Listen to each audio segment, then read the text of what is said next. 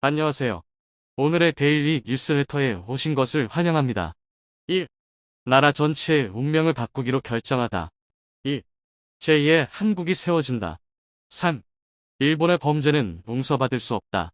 한번 진실을 알아봅시다. 국가 이름을 변경하는 것은 매우 중요한 결정이며 신중한 준비가 필요합니다.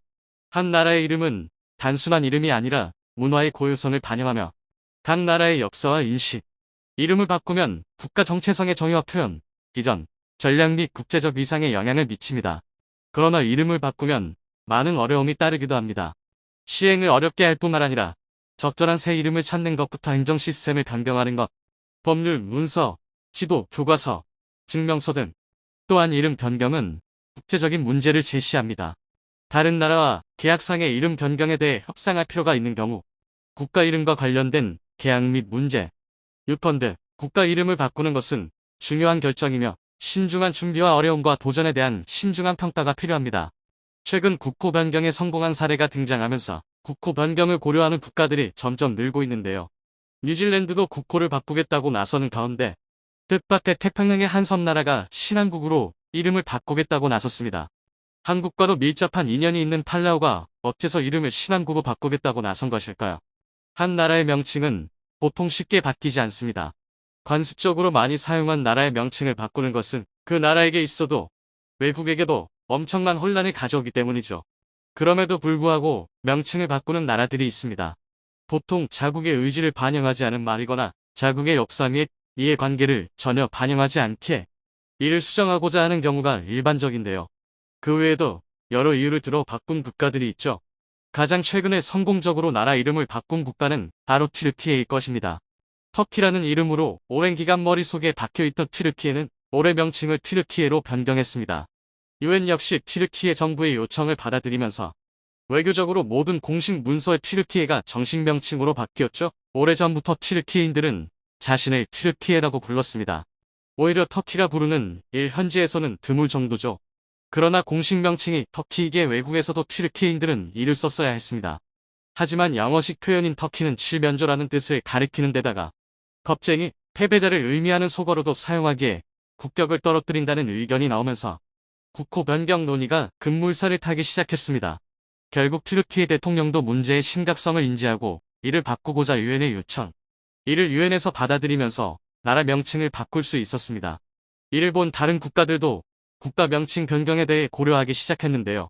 최근 뉴질랜드 일각에서는 국가 이름을 바꿔야 한다는 이야기가 나오면서 튀르키예도 바꾼 만큼 뉴질랜드도 바꾸지 않으리라는 법이 없다며 마오리 원주민들을 비롯한 뉴질랜드 시민들 사이에서 변경 논의가 나왔습니다. 월스트리트 저널은 뉴질랜드 의회가 새 국가 이름으로 아오테아로 아티아로아로 바꿀 것을 고민 중이라는 사실을 보도했습니다. 현재 국호는 1642년 뉴질랜드 섬을 발견한 네덜란드인이 붙인 이름으로 식민지 역사를 상기시키는 이름입니다. 원래 이곳을 지켜왔던 마오리족의 언어를 이용해 아오테아로아가 더 의미있고 뜻있는 국명이라는 주장이 나온 것이죠. 아오테아로아는 마오리어로 구름을 뜻하는 단어로 폴리네시아 항해자들이 뉴질랜드로 온 길을 찾을 때 도움을 줬다는 전설의 주인공입니다.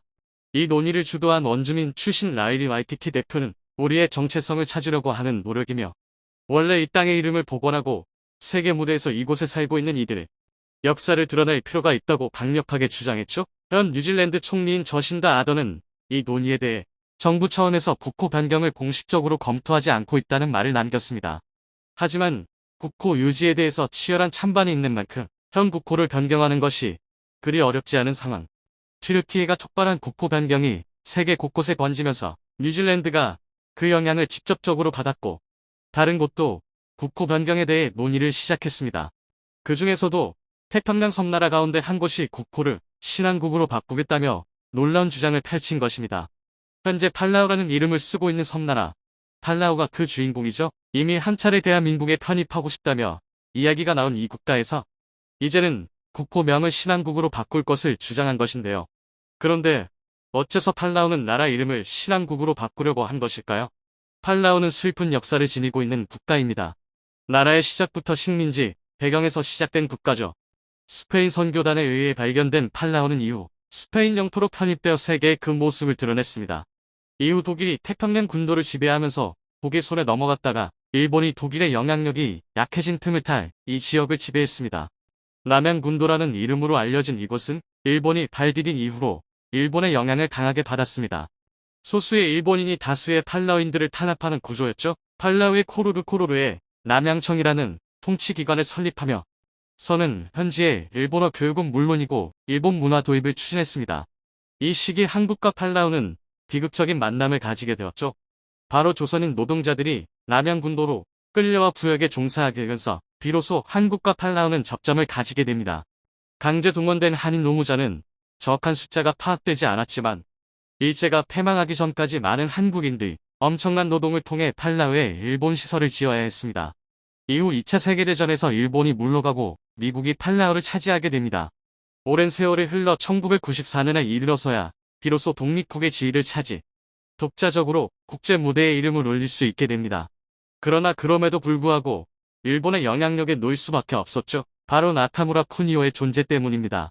팔라우 정계에 입문하면서 순식간에 대통령으로 자리잡고 그가 재임하는 동안 팔라우에는 일본식 문화가 그대로 퍼지게 됩니다. 대통령이 일본 교육을 장려하면서 일본어도 공용어로 지정하는 대다수의 팔라우인들은 저항도 할 틈 없이 일본의 영향력 아래에 놓여야 했죠. 이후 팔라우 개 대통령이 올라서면서 팔라우는 비로소 독립국으로서 자신만의 정책을 세울 수 있었습니다. 그러나 팔라우는 정치적으로나 경제적으로 무언가를 할 수 있을 정도로 산업이 발전하지도 않았을 뿐더러 자원 이점도 없었습니다. 수련배 휩쓸려 대통령은 거기에 더해 섬이 가라앉을 수도 있다는 전무후무한 위기에 놓인 국가를 구해야 하는 책임도 또안아야 했습니다. 해수면 상승으로 인해 점점 나라가 잠기는 것이 눈에 보였죠. 글래스고에서 열린 제26차 유엔기후변화 협약에 나선 그는 강력한 어투로 즉각 조치를 취하지 않으면 큰일이 일어날 것이라 주장. 그의 행동에 많은 이들이 심각성을 인지했습니다. 그를 도와주는 국가는 거의 없었습니다. 미국도 군사적으로 그들을 도와주긴 했지만 실질적인 도움을 주진 못했죠. 그런 그에게 도움을 준 국가는 바로 대한민국이었습니다. 정확히는 팔라우를 비롯해 남태평양에 널리 퍼져 있는 한국계 후손들이 팔라우를 도와준 것입니다. 팔라우 경제를 주무르는 10대 기업인 중 하나인 하순석 회장은 어려움에 처한 그를 물심양면 도와주었죠. 건설업을 비롯해 부동산, 호텔, 슈퍼마켓 등 각종 사업에 영향력을 뻗은 그는 팔라우에서 단단히 뿌리를 내리고 지금은 팔라우의 유명인사이자 팔라우 사회의 신임을 받는 인물로 두각을 드러냈습니다. 한국인의 근성을 보여준 그는 일본인들이 주류로 잡고 있는 팔라우 사회에서 한국인으로서 자기 증명을 거듭했고 한국의 영향력을 강화했습니다. 그를 본 한국계 후손들 역시 사업에 뛰어들어 지금은 많은 한국인과 한국계 후손들이 팔라우 사회에서 영향력을 행사할 수 있게 되었습니다. 계속해서 팔라우를 정치 경제적으로 착취했던 일본인들과는 달리 한국은 물심양면 팔라우인들에 대한 후원을 아끼지 않았고 남양군도에 끌려와 고초를 겪었을 때 팔라우인들이 보인 호의를 잊지 않고 그들에게 은혜를 갚는 행동을 했죠. 수란길 휩쓸려 대통령은 그런 한국을 잊을 수가 없었습니다. 그들 덕분에 팔라우는 조금씩 경제적으로 성장할 수 있었고 발전할 수 있었기에 그는 한국에게 보답하고자 했죠. 그 대통령 덕분에 카이는 누리호 발사 추적을 하기 위한 장소로 팔라우 부지를 이용할 수 있게 되었습니다. 팔라우가 한국이 원하는 조건의 토지를 선뜻 제공해 어려움이 없었다고 하죠. 심지어 팔라우 대통령의 가장 큰 고민거리를 한국이 해결해 주었죠. 바로 물속으로 가라앉는 팔라우를 한국의 해상도시를 통해 구원해 줄 수 있다고 밝히면서 팔라우가 미래에도 나라를 유지할 수 있게 되면서 팔라우 대통령은 감동할 수밖에 없었다고 합니다. 현재 부산에는 세계 최초로 해상도시 프로젝트가 건설 중입니다. 해수면 상승으로 인해 수상생활이 보편적으로 바뀔 것을 생각한 한국과 세계기구가 힘을 모아 해상도시 프로젝트를 처음 한국에서 시도한 것이죠. 오션익스 프로젝트라 불리는 이 프로젝트가 성공이 된다면 설사 나라가 잠겨도 살 수 있는 환경이 마련됩니다. 팔라우 입장에서 가장 필요한 시설이라고 할 수 있는데요. 세계 최초로 시도된 만큼 기술이나 물자는 한국에 독점적으로 가지고 있는데요. 이것을 한국이 선뜻 제공하겠다고 나선 것이죠. 팔라우는 말 그대로 한국 때문에 나라를 그대로 유지하리게 된 셈이죠. 팔라우가 명칭을 바꾼 것은 생명의 은인인 한국을 잊지 않기 위한 것입니다. 신한국 덕분에 자신들이 다른 곳을 갈 필요 없이 고향에서 지낼 수 있게 된 것이기 때문이죠. 5세대 전투기 실전 배치가 본격적으로 시작되면서 세계 각국은 각자 환경에 적합한 최첨단 미래 전투기 개발에 몰두하고 있습니다. 실제로 스페인 언론에서는 이번 일에 대해 한국의 5세대 군용기인 KF-21 보라매가 첫 비행에 성공해 기술력을 세계에 과시했다고 글로벌 데이터가 밝혔다. 라고 전하며 한국의 기술력은 한국항공우주산업카이 도면에서 첫 비행까지 전투기 설계를 놀라운 속도로 진행한 점에서 가장 분명하다. 5세대 전투기 개발을 위한 투자는 한국처럼 되고 싶어하는 우방국가에 KF-21을 판매하는 데 도움이 될 것이다. 라며 찬사를 보냈습니다. 이로써 대한민국은 세계에서 8번째로 초음속 전투기를 독자적으로 개발한 나라 같고 KF-21은 2026년까지 2,000회 이상의 시험 비행을 완료한 후 생산을 시작할 예정이며 2032년까지 그중 120대가 한국 영공을 지킬 것으로 예상되는데요. 이번 소식이 일본에 전해지자 열도 전체가 뒤집어졌습니다. 그들이 좌절한 이유와 앞으로의 전망에 대해 알아보겠습니다. 일본은 기존의 F2 전투기의 후계기로서 네트워크 중심 전투의 핵심 역할을 수행할 수 있는 차세대 다목적 전투기로 F3을 구상하고 있었습니다. 이는 가칭으로 정확히는 일본 항공자위대의 차기 자국산 전투기 FX 개발 계획의 주인 말인데요. F3은 F-15J의 제공권 확보, 유지 임무를 승계하고 강력한 센서 융합 및 네트워크 사격 능력으로 적성국의 5세대 스텔스 전투기 등에 대항하는 카운터 스텔스를 주목적으로 하는 슈퍼 하이급 제공 전투기 사업입니다. 기술적으로나 성능적으로나 5세대 그 이상을 목표로 하고 있었죠. 이들이 과거 FSX 사업 당시 엔진 국산화를 하지 못해 미국에 의해 끌려다녔었던 그 운으로 자국산 전투기 엔진 개발에 총력을 쏟을 셈이었습니다.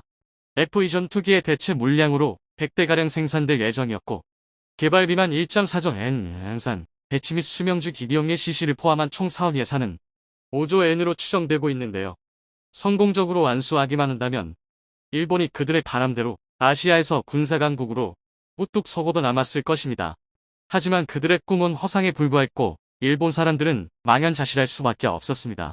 일단 자체 개발한다고 몇 조의 돈을 쓰더니 자국 국민들에게 사과 한마디 없이 결국 록히드 마틴이랑 공동 개발한다고 통보한 것부터 문제였습니다. 당시 일본 군사업계 관계자는 아사히 신문과의 인터뷰에서 이번 공동 개발이 제2의 아파치가 될 거라는 걸 잘 안다. 미국은 공동 개발할 때 한 번 더 핵심 기술을 알려주지 않는다. 엔진룸은 열어볼 수도 없다. 그리고 일본 현지 조립 단가도 최종적으로는 몇 배는 오른다. 우린 미국의 손에서 놀아날 것이라고 토로했습니다. 애초에 F2 전투기의 후속 모델로 F3 개발에 투자를 늘리며 적극적으로 6세대 전투기를 완성하기 위해 미쓰비시 중공업, 록히드 마틴이 함께 F-22와 F-35 스텔스 전투기의 기술적 하이브리드를 원했지만 막대한 예산과 미국의 완전한 기술 이전은 현실적으로 어렵다는 관측이 압도적입니다. 애초에 F-3은 시작부터 그저 일본 특유의 겉모습만 포장하는 것에 지나지 않았다는 것이 잘 나타나는 맹점이 두 개 존재합니다. 미국 국방 및 국제정치 전문 매체 내셔널 인터레스트에 따르면 그 첫 번째 이유는 6세대 전투기를 운운하기에는 5세대 전투기조차 제대로 보급이 되지 않고 있다는 점입니다. 단계적으로 진행되어도 제대로 실현이 될까 말까한 6세대 전투기 프로젝트가 제대로 된 5세대 전투기조차 만들지 못하는 나라에서 가능하냐는 의문이 든다는 것인데요.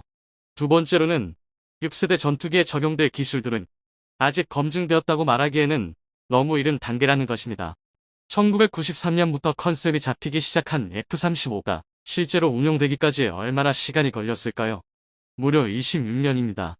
그럼에도 불구하고 F-35에는 해결해야 할 기술적인 문제점들이 아직도 많습니다. 사실상 일본이 F-3이 한국의 KF-21처럼 자체 개발이라는 타이틀을 달고 나오는 것은 힘들다는 관측이 압도적입니다. 이에 일본은 자체적인 능력의 한계를 느끼고 FX 사업을 영국의 템페스트 사업과 아예 합치기로 결정했는데요. 실제로 7월 14일 로이터 통신은 일본의 FX 사업이 영국의 템페스트 사업과 한 개의 단일 프로젝트로 합쳐질 것이며 연말까지 합의될 예정이라고 독점 보도했습니다. 다시 말해 일본의 계획이 완전히 엎어졌다고 봐도 되는 상황에 한국의 이번 소식을 전해들은 일본인들은 겉만 번지르르 했던 자국의 실태에 대한 실망감이 이루 말할 수 없었습니다. 이 때문에 그들은 일본 군사 전문가가 이번 상황에 대해 분석한 글의 댓글창에서 뜬금없이 한국을 비난하며 그 회포를 풀고 있습니다. 한국 최초의 국산 전투기 KF-21의 전략적 겸손이란? 이라는 제목의 글의 대략적인 내용입니다. 2022년 7월 19일 첫 비행에 성공한 한국카이의 신형 전투기 KF-21 보라매는 아시아에서는 중국에 이어 두 번째 국가가 되는 실용 스텔스 기록. 한국에 있어서는 최초로 전투기형부터 개발한 기념해야 할 기체입니다. 이 기계에 대해서는 성능도 성능이지만 다양한 점에서 일본이 주목해야 하는 포인트가 있다고 생각됩니다. 그 대표적인 점은 제조사인 카이 스스로가 KF-21을 최신 세대기로 내놓지 않은 점입니다. 애초에 일본보다 먼저 실용 스텔스 전투기를 완성시킨 한국은 이전부터 군용기의 개발에 정진하고 있었습니다. 프로펠러 연습기의 KT-1을 1993년에 첫 비행시키고 2002년에 첫 비행한 연습기 T-50은 경공격형의 FA-50도 포함해 필리핀, 이라크 등 4개국에 수출한 실적을 보유하고 있습니다. 그리고 이번에 처음 비행한 KF-21에 대해 카이는 성능면에서 전투기의 세대 구분을 성능에 플러스 알파가 있다고 하면서도 제4.5세대라고 칭하며 보잉 FA-18이 F 슈퍼호넷과 유로파이터, 타이푼과 같은 4.5세대 전투기와 F-22 랩터, F-35 라이트닝 II와 같은 제5세대 전투기 사이의 능력을 가진다고 설명하고 있습니다. KF-21을 4.5세대로 정의하는 것은 웨폰베이를 사용하지 않아서일 수 있습니다. 다만 한국이 KF-21을 이렇게 겸손하게 표현하는 데는 성능 이외의 목적이 있을 겁니다. 굳이 4.5세대기라고 자칭하고 있는 것은 수출의 성공에 의한 자국 산업 발전 때문이라고 관측됩니다. 높은 성능은 오히려 주변 국가의 군사 균형을 무너뜨리고 긴장을 높일 수 있죠. 반면 0.5라고 하는 차이라면 배치 후에 업데이트로 5세대기가 되는 일도 있을 것이고 수면 밑에서 어필하기도 좋습니다. 여기에 T-50의 수출을 성공시킨 카이의 전략적인 계산을 볼 수 있습니다. 전투기의 수출 경험이 없는 일본보다 해외 세일즈의 노하우를 가지고 있는 것은 틀림없을 것입니다.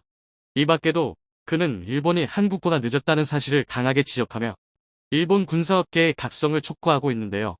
어떻게 보면 자국을 생각해 당연한 말을 하는 것인데 일본인들의 반응은 참담했습니다. 신칸센에 맞서 최고 속도를 이었다고 해서 신칸센의 운용 안전을 이긴 것은 아니다. 문제는 적 전투기를 쏘아 떨어뜨릴 수 있는지 쏘아 떨어지는지의 차이일 것이다. 움직이는 적을 만들어도 전략상 의미는 없다. 국산 음속이기 때문에 기술적으로 기쁜 모양인데 고장, 유지보수, 운용에 문제가 있다면 의미가 없다. 물건을 만드는 데 있어 생각하는 것과 써먹는 방법의 차원이 전혀 다르기 때문에 일본에 있어서는 참고도 위협에도 상대도 되지 않는다. 그 비행기 나라? 착륙할 수 있니? 추락은 착륙이 아냐. 한국에서만 품질 관리한다니 안심이 안 돼. 사는 나라가 있을까? 아직 눈에는 보이지 않는 여러 가지 문제점이 뒤늦게 나올 것이 뻔하다. 구입을 검토하는 나라는 KF-21의 상태를 보면 그만둬야 할 거야. 재밌는 것은 추천 메뉴에서 싫어가 많이 달린 댓글들은 오히려 정상적이었습니다. 일본은 어느새 한국의 모든 분야에서 지고 있다. 이것은 일본 정부가 기술 개발을 늦추거나 일본 경제를 망치고 일본의 경영자들이 눈앞의 이익에 사로잡혀 돈 드는 기술의 개발을 안 해왔기 때문이다. 한국은 반도체 분야에서는 삼성을 중심으로 세계 최고 자리를 차지하며 조선, 항공기, 자동차, 전자산업에서도 일본은 거의 따라잡혔다. A 드론에서도 일본은 유럽과 미국에 10년 뒤처져 최근까지 방위성은 중국제 드론을 사용해 기지의 보안이나 공중 촬영에 사용하고 있어. 기지의 정보는 중국에 누설되고 있다고 미국에 지적당한다. 최근에는 국산화를 하려고 하고 있지만 국산화는 아직 한국에 뒤떨어진다. 임금도 한국이 더 많이 주고 해외 진출도 한국이 부지런하다. 일본의 정치인은 일본을 좀 생각해 주었으면 한다. 일본은 갈라파고스 제품이 특기니까 세계 최고의 제품을 만들겠답시고 용쓴다. 일본의 이상한 자존심이 일본을 이류국으로 만들어버렸다. 싸고 적당한 성과의 제품을 필요로 하는 국가는 얼마든지 있다. 자국의 산업 발전이나 기술 향상을 생각하고 있다면 일본보다 훨씬 똑똑하네요. 좋은 경험이 될 것 같아요. 한편 세계는 빛 좋은 개살구였던 일본의 F3보다 실질적으로 다양한 부분에서 성과를 보여주는 한국의 KF-X 사업에 훨씬 주목하고 있습니다. 야심차게 돈을 쏟아붓는다고 광고해놓고 별다른 소식이 없는 일본의 상황과 달리 한국은 이미 상당한 미사일 전술과 AI 기술을 접목해 자주 국방을 위한 준비를 빠르고 꾸준하게 해온 결과 KF-21의 초도 비행을 성공적으로 마쳤습니다.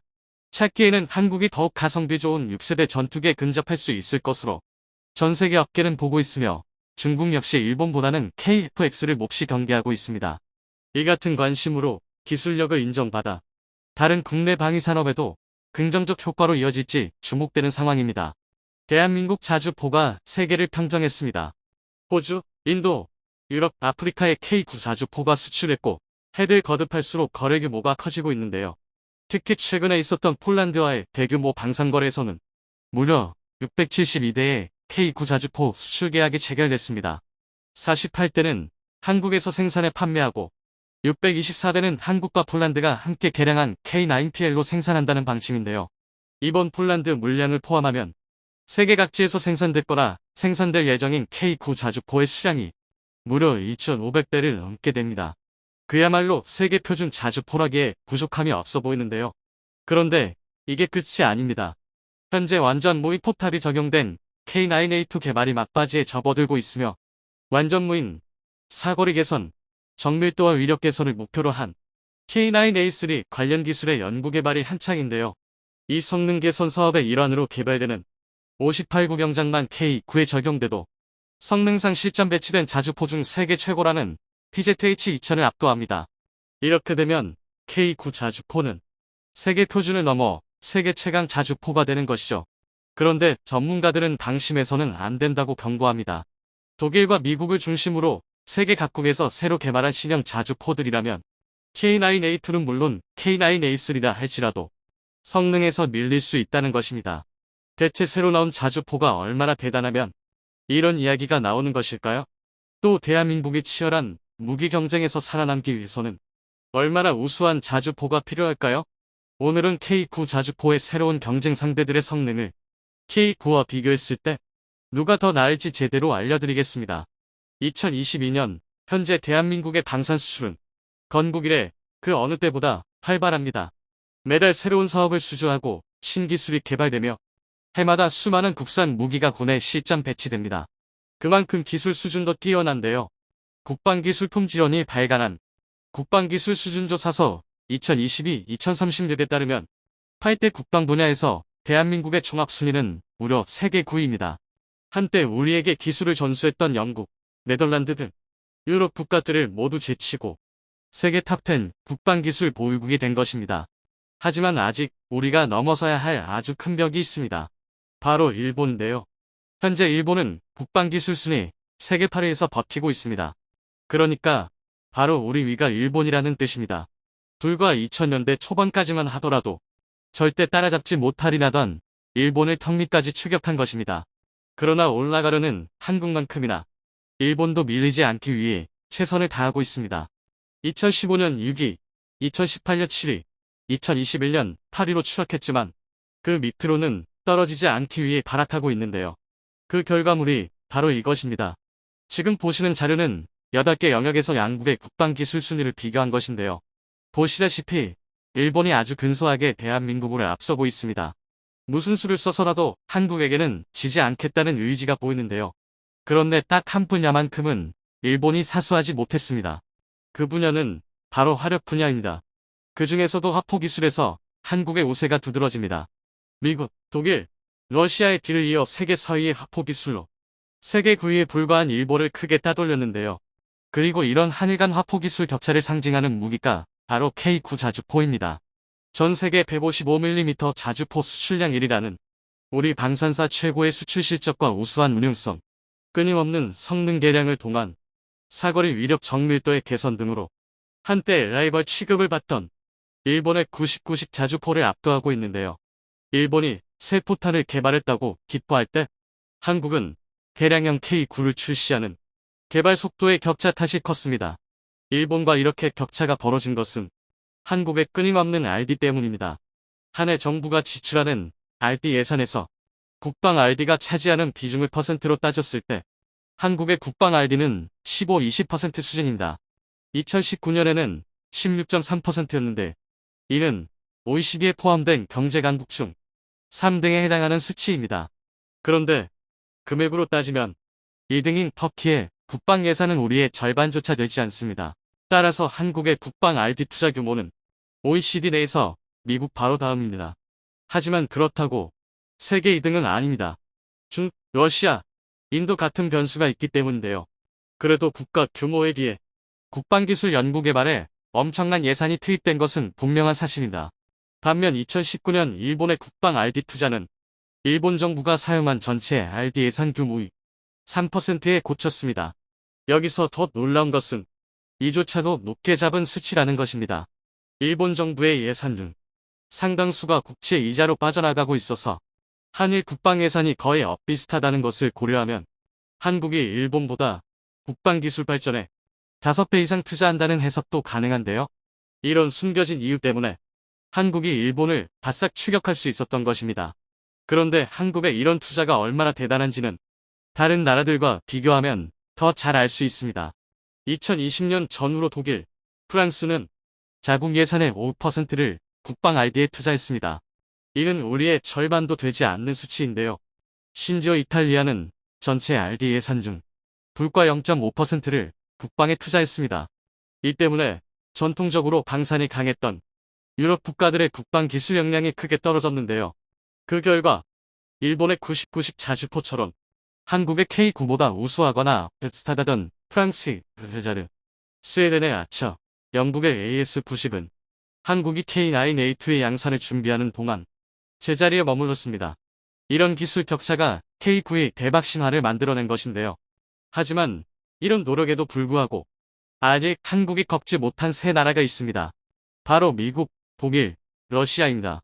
미국의 화포 기술을 100점이라고 할 때 한국의 화포 기술은 86점에 불과합니다. 이 격차를 증명하는 게 미국이 개발 중인 에르카입니다. 에르카는 사거리 개선 화포 포병의 약으로 미국이 추진 중인 차세대 155mm 자주포 개발 사업입니다. 이 사업의 주인공은 M109A7 차체 위에 신형 58 구경장포를 탑재한 신개념 자주포 XM1299 자주포인데요. 로켓진 포탄 XM11센탄과 슈퍼, 장약 XM654, 탄도 수정 신관 PGK 등 각종 첨단 기술을 활용해 2020년 12월에 사거리 70km를 달성했습니다. 또 발사 속도 역시 분당 최대 열발 사격이 가능한 것으로 알려져 있는데요. 이는 곧 개발이 마무리될 K9A2보다 발사 속도에는 동등하고 사거리 면에서는 압도적인 수준입니다. 심지어 이에 더해 장약량 증가에 따른 약실 압력 증가와 그에 따른 사격 충격량 증대에 대처하기 위해 크롬독을 동한 포강 내 내마모 처리까지 됐을 가능성이 큽니다. 이렇게 되면 그야말로 첨단 자주포라 할 만한데요. 그런데 놀랍게도 미국은 이렇게 대단한 자주포를 2023년부터 시전 배치합니다. 2023년 18문을 배치해 70km 포병체계를 갖춘 뒤 2024년까지 자동장 전장시와 램제트탄의 개발을 마무리죠. 최대 사거리가 130km에 달하는 궁극의 자주포를 완성하겠다는 것입니다. 하지만 마냥 손만 놓고 다른 나라의 추월을 그냥 보고만 있을 대한민국이 아닙니다. 현재 대한민국의 화포 기술은 몇몇 분야에서 미국보다 우수한 게 사실입니다. 그 이유는 지난 20여 년간 미국이 전면전보다 게릴라전에 신경 쓰면서 39구경장 M109A6 팔라딘 자주포에 머물던 사이 한국은 52구경장 K9를 두 번이나 개량해 K9A2를 만들었습니다. K9A2는 완전 무인화된 포탑을 통해 분당 열발의 발사 속도를 안정적으로 유지할 수 있습니다. 이에 반해 미국의 XM129는 아직 자동장 전장치를 탑재하지 못했습니다. 또 차체의 성능도 차이가 큽니다. XM129는 제한된 예산 때문에 M109 차체를 재활용하는데요. 이 M109 차체보다 오리 K9의 차체가 훨씬 우수합니다. 그리고 개선된 장약, 램제트탄, 크롬독은 58구 경장 장포신 등 XM129가 내세우는 강점들 역시 고치 제품을 낼 수 있을 만큼 한국의 개발 수준이 높습니다. 따라서 자주포만 놓고 보면 한국이 수년 내 미국을 따라잡는 것도 그리 불가능한 이야기는 아닙니다. 그런데 이렇게 뛰어난 기술을 가진 것은 미국뿐만이 아닙니다. 미국 바로 뒤에 있는 독일과 러시아도 우리의 뒤를 바짝 뒤쫓고 있습니다. 독일은 95점, 러시아는 92점으로 86점인 대한민국보다 우수한 포기술을 보유 중입니다. 특히 독일의 경우 무려 1996년에 둔감 장약을 이용해 K9A2의 최대 발사 속도인 분당 10발의 사격이 가능한 PZH-2000을 실전 배치했습니다. 너무 비싼 가격 탓에 독일 자주포는 결국 사장됐지만 기술력만큼은 아직 건재한 대포 강국이란 것이죠. 이를 증명하는 것이 독일의 RCH-155입니다. RCH-155는 독일이 새롭게 개발한 차륜형 자주포인데요. PZH의 기술과 저렴한 가격으로 더욱 개선된 성능을 확보하는 것을 목표로 개발된 차세대 독일 자주포입니다. 그래서 독일은 이미 많은 수량이 양산되어 성능이 입증된 복서 장갑차 차체에 새로 개발한 52 구경장 155mm 포탑인 AGM 모드를 얹어 만들었는데요. 그런데 흥미로운 것은 성능이 미쳤습니다. 전차처럼 움직이며 쏘는 기동간 사격이 가능합니다. 그리고 고작 2명이 운용함에도 분당 9발 발사가 가능하고 시속 100km로 기동할 수 있습니다. 뿐만 아니라 불카노나 엑스칼리버 같은 정밀 유도 포탄도 자유자재로 사용할 수 있는데요. 심지어 독일은 엄청난 자주포에 비이어 69경장 포신의 해발까지 진행 중입니다. KV-K9A2로 PZH-2000을 꺾었지만 아직 독일의 대포 기술을 꺾기에는 한 수 모자란 것입니다. 게다가 독일뿐 아니라 러시아도 문제입니다. 러시아는 무려 2002년에 이연장 152mm 자주포를 개발하겠다고 선언했습니다. 그것이 바로 2S-35 칼리차인데요. 칼리차는 이연장 152mm 포를 이용해 이론상 분당 36발이라는 정신나간 발사 속도를 달성할 수 있으며 사거리 역시 70km에 달합니다. 게다가 포뿐 아니라 종합 성능도 괴물 같았습니다. 자주포 주제에 1500마력 엔진을 탑재해 70발의 포탄을 싣고도 80km의 최대 시속을 달성했습니다. 과연 러시아가 이런 괴물을 만들 수 있나 의심될 정도로 강력한데요. 하지만 과거 소련 시절 포 한쪽당 분당 45발 속사가 가능한 이연장 130mm 한포 AK-130을 개발한 전적이 있는 러시아의 주장이었기에 많은 이들이 정말 가능할 것이라 믿었습니다. 이 때문에 국내에서도 미국, 독일, 러시아는 한국이 절대 못 이길 것이라 생각한 것입니다. 그런데 반전이 일어났습니다. 앞에서 언급한 나라들 중 미국을 제외한 다른 나라들의 차세대 자주포에 치명적인 결함이 발생했기 때문입니다. 우선 러시아는 우크라이나 전쟁을 통해 특유의 스펙이 그대로 적나라하게 드러난 것인데요. 전문가들은 만약 칼리차가 러시아가 주장한 성능의 반만 됐어도 러시아 포병이 서방제 자주포를 지원받은 우크라이나 포병에 절대 밀릴 일이 없었을 것이라고 분석합니다. 러시아가 주장하는 스펙대로라면 아무리 하이마스 할아버지가 와도 상대하기 힘든 괴물 자주포이기 때문인데요. 그리고 이 칼리차를 빼면 러시아의 자주포 중 K9보다 나은 자주포가 없습니다.